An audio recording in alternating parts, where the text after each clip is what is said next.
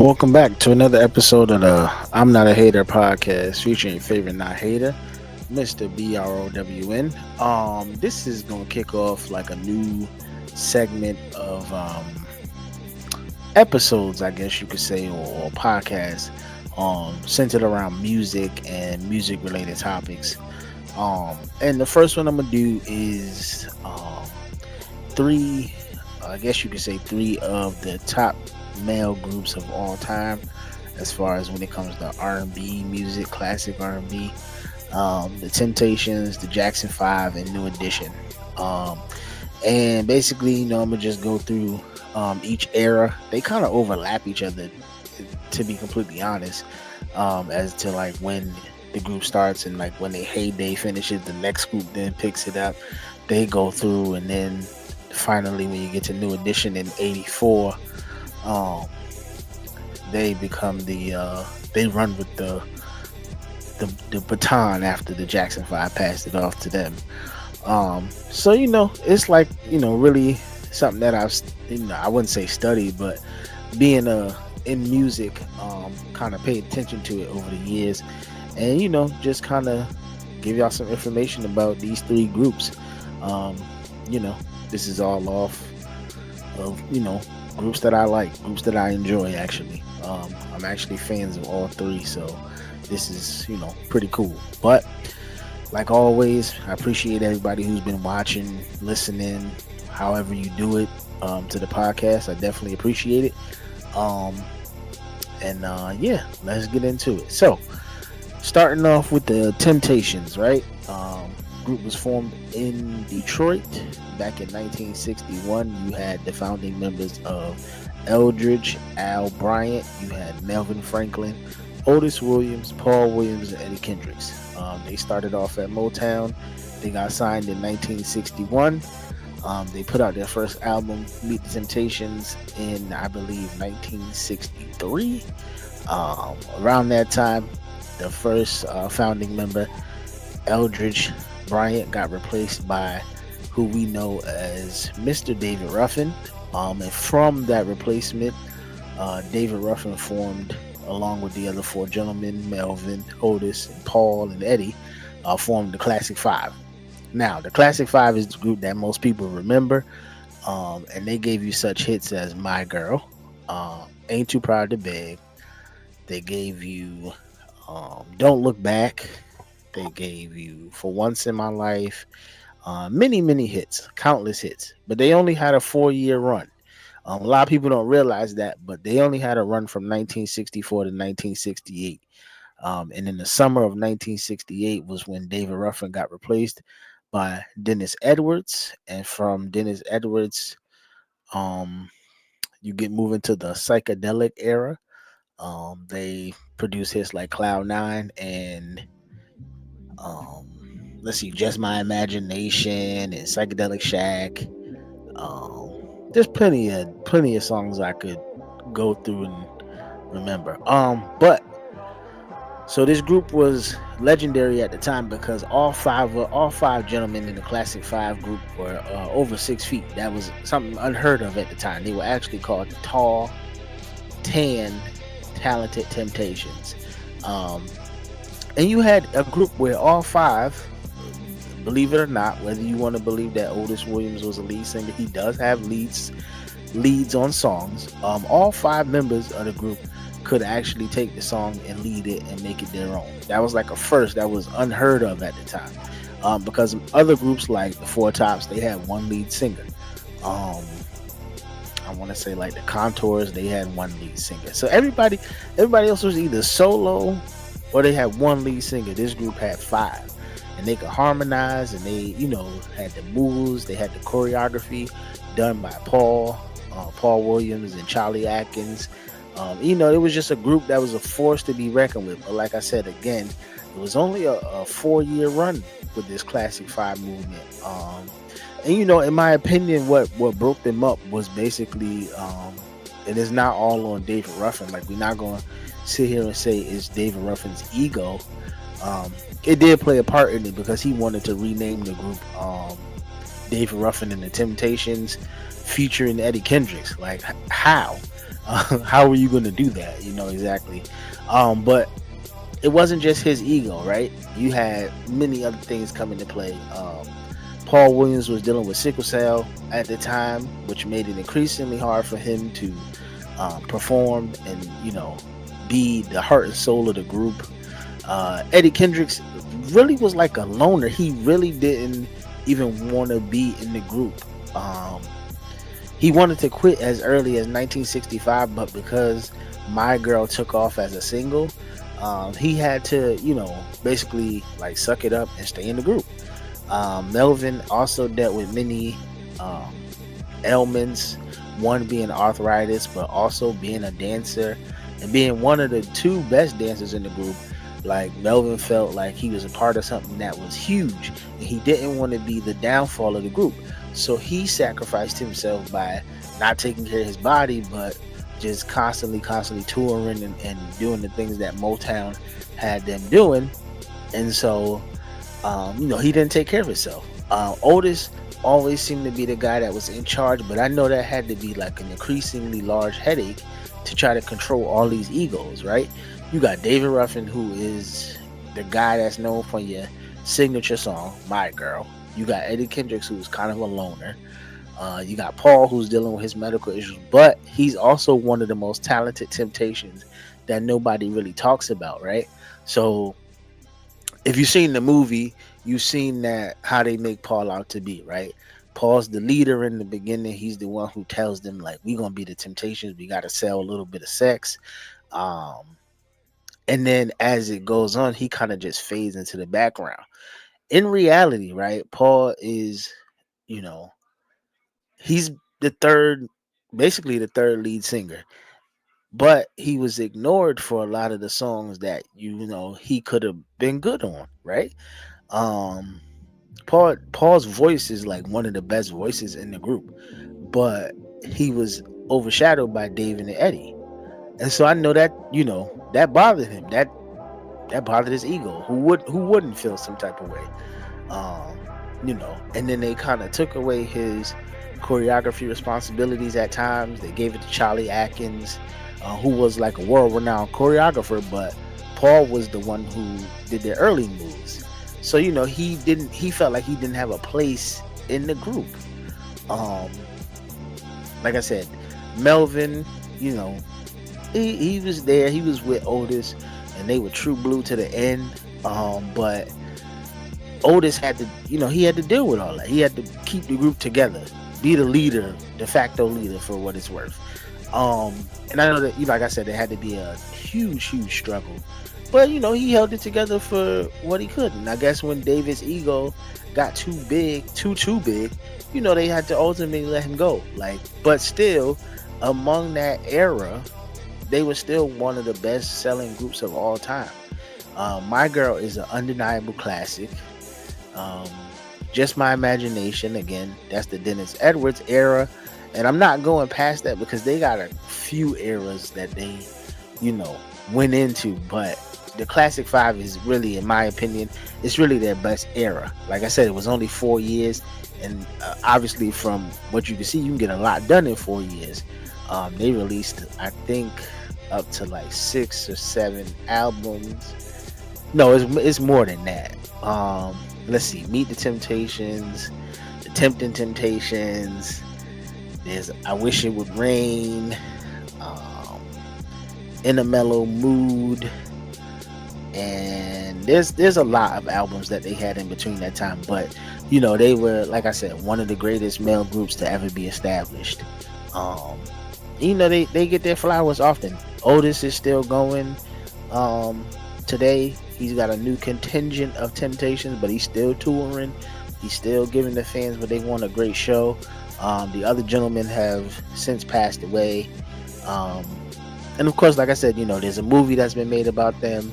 A lot of people, including myself, we watched the movie religiously. And you got to give it up to them. They're one of the top groups of all time. You can't deny it. When you talk about, black male groups of the time period, the Temptations got to be near or at the top of that. So right around 68, 1969, you had a new force on the rise. You had five brothers from Gary, Indiana: Jackie, Tito, Jermaine, Marlon, and Michael, known as the Jackson Five. And they were coming in, ushering a new wave in Motown. Before they came along, Motown had Stevie Wonder. That was like their kid act. And Barry Gordy was really against, having kid acts because it's a lot. There was a lot that, had to take place. All of it had to like fall into place. You had to have tutors and families had to be taken care of. And Barry Gordy was just kind of against it. But he had too many people telling him about this group of brothers from Gary, Indiana. Gladys Knight, who doesn't get the credit for discovering them, but Gladys Knight discovered them. She brought them to Suzanne DePaz, who Gladys Knight and Bobby Taylor, producer of the Vancouvers, um, brought them to Suzanne DePaz. Suzanne DePaz took the tape, brought it to Barry Gordy. The brothers, you know, went through a lot. They got signed by Motown. But again, their history starts in Gary, Indiana, with their father Joe, who saw the talent in the three oldest brothers. So Jackie, Tito, and Jermaine. Tito found Joe's guitar. He started playing it. They would harmonize with their mom. And then one day Tito broke the string. He tried to hide it, but then Joe, their dad, found it. Um, After he whooped Tito, because he did get a whooping for it, he demanded that Tito play it. Tito played it to perfection. The brothers, started singing. Um, and at first they were just the Jackson Three. Then Marlon came along, and they realized he could harmonize, and then they became the Jackson Four. Now Michael was the youngest, and if you've seen their movie, because they have a movie too, The American Dream, the Jacksons, The American Dream, there's a clip where Michael is singing in a school talent show. Um, his brother Tito, God bless his soul, said that that was actually true. That Michael sang at the school talent show, and that's how they realized that Michael was a, you know, I guess you could say singer. Like they realized he could sing, and so they, began practicing and performing. The neighborhood was buzzing because it was like, yo, the dudes from 2300 Jackson Street really got something. Now that was just like not hypothetical, but that was just a coincidence that they lived on Jackson Street and they were the Jacksons.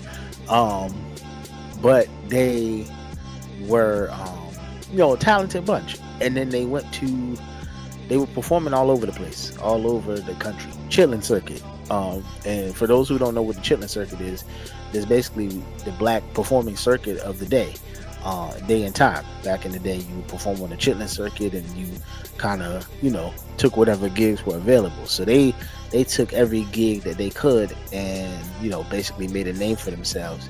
But they were at a wedding, I believe, performing, and the lady asked them what their name was, and they said, "Oh, well, it's just the Jacksons." And the lady said, "Well, there's five of you, so why don't you just be the Jackson Five?" So bring it all the way back around. They, perform at the Apollo, um, perform at a number of shows, but they get recognized again. Like I said, opening for Gladys Knight and Bobby Taylor, connect the dots right to Motown. They get to Motown, and they had a heck of a run to start. From 69 till about 1972, probably was like the height of the Jackson fame, right? They first four singles all went to number one. That's a record that has yet to be broken, I believe. And they were talented bubblegum kids. Um, and as time went on, um, you got to see their individual talents, right? You got to see that Michael had solo albums as a kid. Jermaine, even Jackie had a solo album. A lot of people don't know that, but Jackie had a solo album in 1973. Of course, Michael, as they get older, his voice changes. You got the robot, dancing machine, um, and they just, continue to grow and grow as time went on, but they began to get frustrated with the Motown sound, because it kept them in the bubblegum lane. And these dudes were like teenagers, and they couldn't be singing about they wanted to be your sugar daddy and The Love You Save, although they were classic songs, right? They didn't want to sing about that stuff anymore. So they negotiated to leave Motown. And then from leaving Motown, they went to CBS Records. And they got hooked up with Gamble and Huff, who started writing them, more mature adult material. And let me show you the way to go, Destiny. Um, Bunch of albums came from that time period. Bunch of singles and songs that you know and love. Blame It on the Boogie, Can You Feel It, um, Everybody. I'm just thinking about Jackson songs, but um, they continue to tour. At this point now, Michael's a solo artist too, so he's got Off the Wall, Thriller, you know. Um, and they reformed with Jermaine, staying at Motown because at the time he was married to Berry Gordy's daughter Hazel. So he stayed at Motown to help the family that he had become a part of stay afloat, right? Because Motown was um, one of the top labels in music for, like, at least at that point, at least 10 to 15 years. So they didn't want to fall off. So he stayed and released his solo albums on Motown. And then right about around like 1984, they went on a victory tour. Now, the problem with the victory tour is this: although it made them a lot of money, fans of Michael Jackson, right? And we'll say this, right? Fans of Michael Jackson got robbed of a Thriller tour. Okay, Mike never went on tour for Off the Wall either. If you pay attention, he went on the Triumph tour with his brothers, and he performed songs from Off the Wall on tour with his brothers. And he did the same thing on the Victory tour. He performed songs from Thriller on the Victory tour. Now, just think about this. He's the biggest artist in the world at that point, right? Thriller sells a gajillion records a week. And we didn't get a tour of his solo work until the Bad tour. Mike was incredibly loyal to his brothers at that point, because the only person that was making music outside of Mike was Jermaine. Um, and so, at the end of '84 or the end of the tour, the last show, Mike kind of, gets the mic and goes like, "Hey, it's been 20 years. This is great. I had a great time," and bounces. And then, they kind of, his brothers are caught off guard because they didn't know that was going to happen. And after the Victory tour, Mike goes on to be a world dominating success as a musician. His brothers kind of fade into the background. They come together for 2300 Jackson Street. That was probably their last, probably charting single. Mike was on it. Pretty much the whole family was on it. But after that, you pretty much don't hear from them until they do Motown 25. They do the reunion, and then they did Mike's 30th anniversary in 2001, and that was like the last you heard of them. These days, Marlon and Jackie and Tito, until his passing, were on the road, still performing. Performers never die. Like, you gonna perform till you take your last breath in some cases. And rest in peace to Mike and Tito for sure. So in '84, you had a group of kids from Orchard Park, Roxbury, Massachusetts. Ronnie, Bobby, Ricky, Mike, and Ralph, aka New Edition. Now, these kids were patterned after the Jackson 5, but they would, they had a little bit more street edge to them. It was New Edition. First album, I believe, came out in '81, Candy Girl, if I'm not mistaken. Let me see, because I want to be factually correct when I say this. I would think their first album came out in '81, if I'm not mistaken. But I just want to be right. Let me check. Um, but anyway, first album comes out, Candy Girl. Um, you know, typical bubblegum type song, typical Jackson 5 type record. Um, and then they blow up, right? Right around Candy Girl, Is This the End, Popcorn Love, they break in and doing all these moves, they doing all that. They got all that in their repertoire. Um, the first album came out in '83. So '83 was their first album. And then, they are teens, but they they didn't have nobody looking at their business. So they came home off the famous tour. They had toured around the world, and they came home and everybody got $1.87. So they got rid of Maurice Starr, because that's who discovered them. Maurice Starr, shout out to him. And they got with Streetwise, MCA, second album, called New Edition, right? They got Cool It Now, Mr. Telephone Man. They got hits. Still, Streetwise is getting most of the money, so Bad Deal number 2. And they had to get out of that deal, so they got out that deal. They signed the MCA, but in between that time, my boy Bobby Brown, Uncle Bob. Bob was a solo artist within a group, right? And the parallel between all three groups is, right, there were solo artists within the group. You had Bob, you had Mike, and then you had David Ruffin. Like, David Ruffin was really a solo artist with the Temptations, if you want to be honest. Mike was a solo artist with the Jackson 5. Bobby Brown was a solo artist with New Edition. And with that, right, it's complicated for somebody like Bob, because they had them in this bubblegum format, but Bobby Brown was a wild boy. He was a wild dude.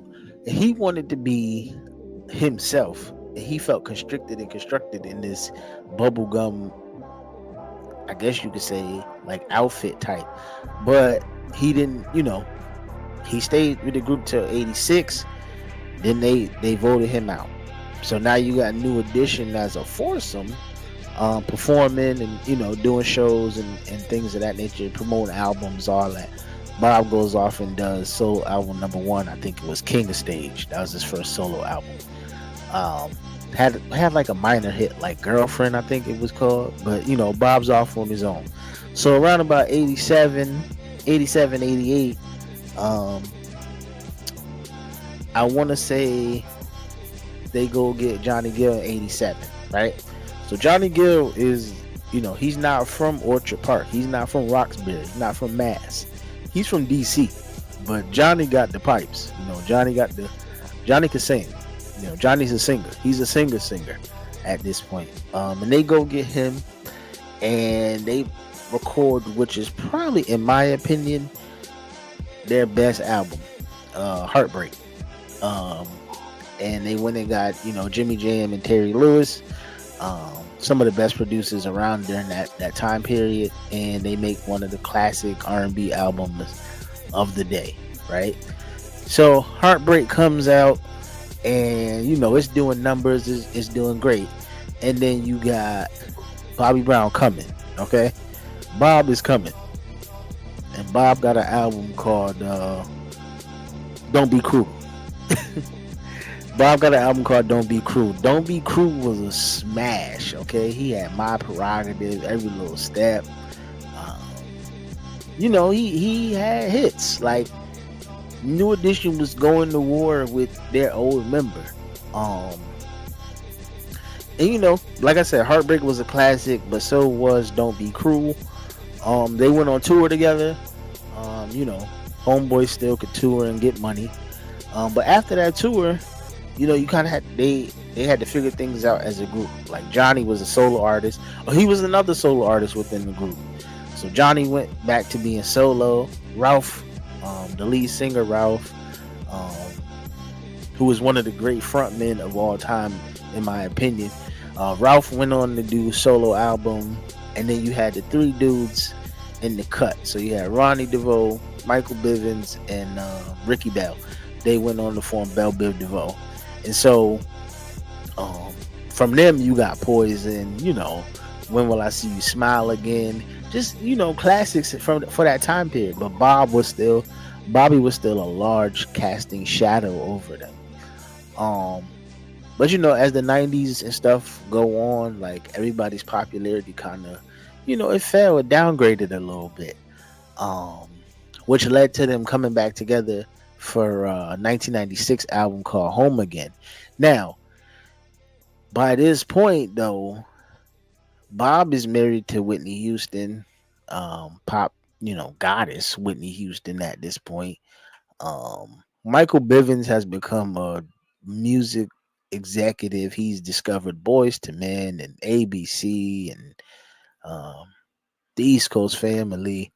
Um, Ralph has had hits. Johnny had solo hits. So when they came back for this reunion album, man, it was like this is a big deal. But truthfully, when you tear back all the layers, right, they owed MCA some records still. So this Home Again reunion tour was part of their contractual agreement with MCA. Um, and you know they recorded the album, but overall, like when you look back at it and look at the tour and everything else, like it was a disaster because even though Bob was there, like he was elsewhere. He was doing drugs and among other things, probably drinking and just wilding because that's the type of person Bobby Brown was. Um, Ricky Bell had his bouts with drugs. Ralph was dealing with the passing of his mom, so his heart wasn't really in it. Like I said, Michael Bivins was, a music executive. Ronnie DeVoe, they all had interests like outside. Johnny was, solo artist. So they did the tour, but Bob, barely showed up for any shows. Everybody was missing shows. I think the only people that didn't was like Ronnie and Ricky, and I think Ralph and like Johnny. So Mike and Bob was missing shows left and right. But that's just the way, New Edition, they like brothers for real. So they, fought it out or whatever. They finished the tour. Nobody made any money, and then boom, they went their separate ways again. Um, they came back together in what was that? 03, 04, I believe, with Puffy. And Diddy signed them, the Bad Boy. Um, at one point, they had an album with Bad Boy in 2004 called One Love. They definitely listen. One thing I can say about New Edition is they definitely tour. Okay, they don't waste no money, um, in no way, shape, or form. They tour their tails off. Um, and Bob came back around, and they were all six of them again. And then to this current day, they've had a movie come out which everybody watched. They had a movie. Bobby Brown had a movie. Um, and the stories got told pretty well, in my opinion, to perfection. Um, and in my opinion, like all these groups parallel each other. Like you could basically pick from each group, and you could say who is who in the other group. For example, like if I look at New Edition and the Temptations, it's very clear. David Ruffin is Bobby Brown. Okay, Eddie Kendricks is Ralph Tresvant.